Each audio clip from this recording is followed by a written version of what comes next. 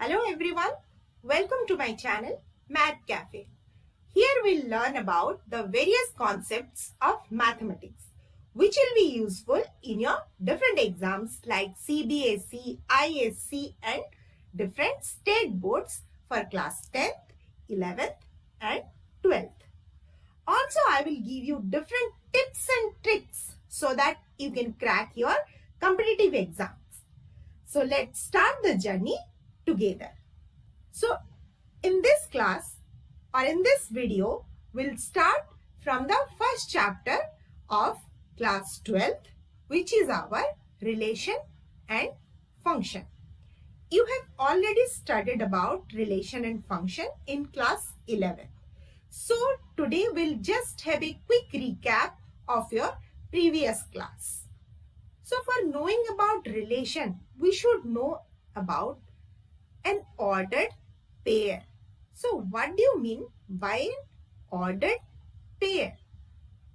किसी भी चीज को हम जब एक दूसरे के साथ जोड़ते हैं तो हम जनरली क्या करते हैं, उसमें एक रिलेशन बिठाने की कोशिश करते हैं और वो जो रिलेशन बिठाते हैं वो एक फिक्स्ड मैनर में रहता है, because our mathematics is nothing but finding a pattern in a particular manner. So, ordered pair means it consists of two objects or you can say elements in a given fixed order. Fixed order is very necessary. We cannot change the order. For example, अगर हम दो number लेते हैं m और n and if we say m is greater than n. So यहाँ पर we have already set the relation between m and n, that is greater than. So we can write this as m comma n, and the relation between the two objects is the first object is greater than the second object. So if we take ordered pair n and m, here the relation is different. N is less than m is the relation. So if we change the order of an ordered pair, then both the orders are not equal. So mn is not equals to nm because m is greater than n and here n is less than m. And after knowing ordered pair, the most important part of any relation is Cartesian product. Cartesian product of two sets. We have already discussed about Cartesian product in previous class. So, what is Cartesian product? For two non-empty sets A and B, the set of all ordered pairs XY, where X belongs to A and Y belongs to B, is called the Cartesian product of set A and B. That means ये जो हमने order pair के बारे में पढ़ा, दो set अगर हम लेंगे उनके बीच में जितने भी पॉसिबल ऑर्डर्ड पेयर होंगे वो सबको अगर हम एक जगह गैदर करेंगे तो वो होगा हमारा Cartesian product and it is denoted by A cross B. So let's take one example so that हम लोग आराम से क्लियर हो सकते हैं. Suppose A is equal to, or you can say set A is equal to 1, 2. That means 1 and 2 are the elements of set A. और B का element हम क्या लेंगे? Small a and small b. So what is the Cartesian product? A cross B here. A cross B equals to possible ordered pair. यहाँ पर क्या क्या pair possible हो सकता है? 1 का A के साथ रिलेशन हो सकता है, 1 का B के साथ, 2 का A के साथ और 2 का B के साथ. तो सारे ऑर्डर्ड पेयर क्या होंगे?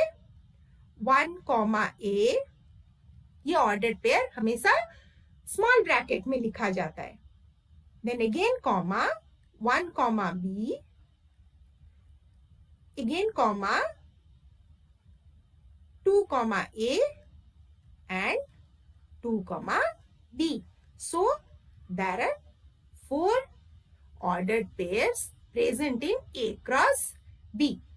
So if you take B cross A, in this case, this set will come first and this is second. So the elements A and B will be the first element. So the Cartesian product will be A1, A2, B1 and B2. So observe carefully. A cross B is not equal to B cross A. So note that A cross B is not equals to B cross A. And one more thing, if any one set between two sets in which we are establishing a Cartesian product, if any one set is phi or null set, then A cross B भी हमारा हमेशा null set होगा या empty set होगा. और अगर इनमें से एक भी इनफाइनाइट सेट हो जाए, then again A cross B या B क्रॉस A दोनों ही इनफाइनाइट सेट्स होंगे. क्योंकि एक सेट का अगर elements infinite number of elements होंगे तो हम जो ऑर्डर्ड पेयर बनाएंगे वो infinite number of ordered pairs बन जाएंगे. So what about the number of elements of A Cartesian product? यहाँ पर A के कितने एलिमेंट थे? 2. B के कितने एलिमेंट थे? 2. तो फिर A क्रॉस B और B क्रॉस A दोनों केस में हमें कितने एलिमेंट्स मिले या कितने ऑर्डर्ड पेयर्स मिले? हमें 4 ऑर्डर्ड पेयर्स मिले. तो 2 into 2 equals to 4. So if number of elements of set A equals to m and number of elements of set B equals to n, then number of elements of A cross B और B cross A ले लो, दोनों का number of elements होगा m into n. Same दोनों case में. So now let's come to relation. What do you mean by relation? Relation अगर हम लेमैन के वर्ड में बोले तो दोनों चीज के बीच में कोई लिंक अगर हम क्रिएट करते हैं तो उसी को रिलेशन बोलते हैं. जैसे अगर सपोज हम ले लिए x इक्वल्स टू y, तो यहाँ x और y के बीच में रिलेशन क्या रहा? Equal to. Suppose we can say x is father of y. तो यहाँ x और y के बीच में फादरहुड का रिलेशन रहा. ये फर्स्ट केस में हम y इक्वल्स टू x भी कर सकते हैं, बट ये सेकेंड केस में y is father of x हम नहीं बोल सकते. फादरहुड का रिलेशन इसका मतलब वन वे रिलेशन ही होता है. बट ये वाला जो केस हो गया ये हम दोनों जगह अप्लाई कर सकते हैं. x is equal to y और y is equal to x. तो रिलेशन भी क्या है? वही ऑर्डर्ड पेयर है. x और y के बीच में एक लिंक क्रिएट हुआ है, ऑर्डर्ड पेयर. सो मैथमेटिकली चलो देखते हैं हम रिलेशन को क्या बोलते हैं. A relation R, general relation को हम R लेटर में डिनोट करते हैं. A relation R from a non-empty set A to a non-empty set B is a subset of the Cartesian product set A cross B. जो Cartesian product हमने अभी derive किया A और B के बीच में ऑर्डर्ड पेयर जो निकाला, तो relation is a subset of those ordered pair. मतलब वही फर्स्ट ऑब्जेक्ट के साथ सेकंड ऑब्जेक्ट का रिलेशन जो है वो फिक्स्ड अगर कर देंगे हम तो वो एक रिलेशन में आ जाएगा. यहाँ देखो non empty set is very important because if any one of the set is an empty set then no relation is possible. So the subset is derived by describing a relationship between the first element and the second element. हमें different जो ordered pair है उनमें से एक fixed relation establish करना होगा. वो उसी को मैच करता हुआ जितने भी ऑर्डर्ड पेयर होंगे वो हमारे सेट R में या रिलेशन में इंक्लूड होंगे. सो हम क्या लिख सकते हैं? R is a subset of x y belongs to x cross y. ये x क्रॉस y का जो कार्टेशियन प्रोडक्ट है, एक्स वाई जितने भी ऑर्डर्ड पेयर उसके अंदर है R उसी का ही सबसेट होगा. तो हम उसको x आर वाई भी डिनोट कर सकते हैं, या हम relation such that x to y भी डिनोट कर सकते हैं। एक एग्जाम्पल लेके देखते हैं, then it will be very easy to understand about relation.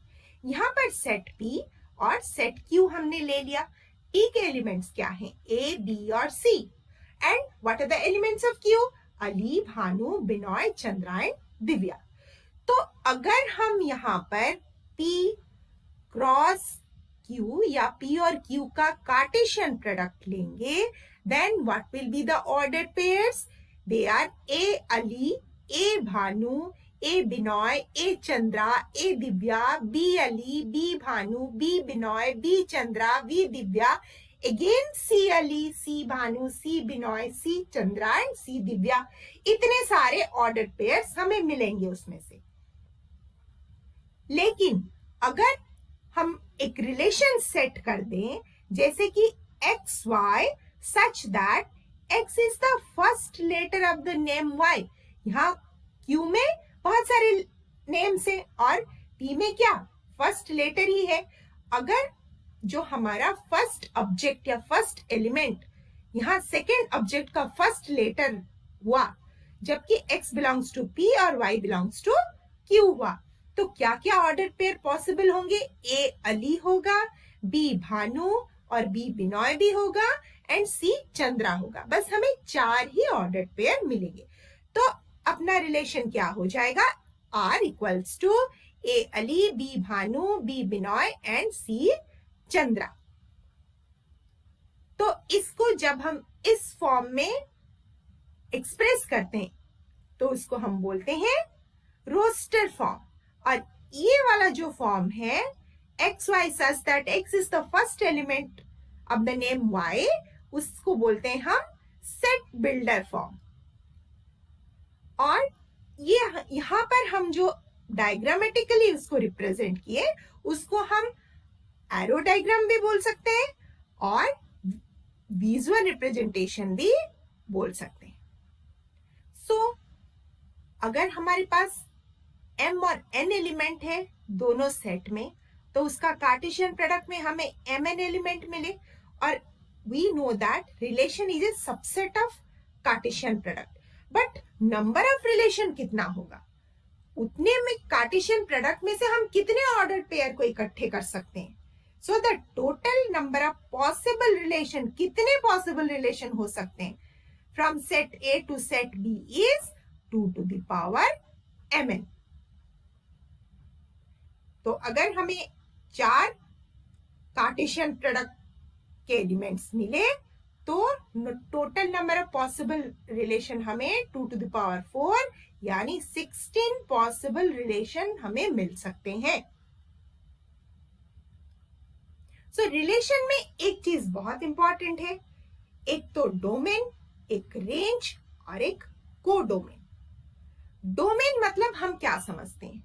Domain मतलब हम एक रिलेशन को क्या दे सकते हैं, what can go into a relation, what can go into a relation.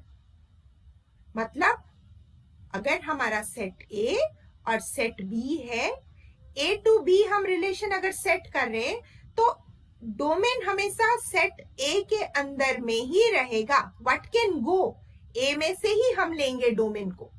And what is codomain? What can comes out of a relation.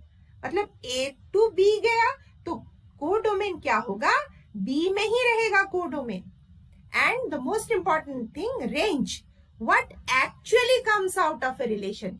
यहाँ पे बहुत सारी चीजें होंगी, बट जो हमने ऑर्डर फिक्स किया है, whatever the relation is defined, तो वही elements we have to take। So range भी हमारा ये B के अंदर ही रहेगा। So mathematically अगर हम R एक रिलेशन होता है from A to B, what is the definition of domain?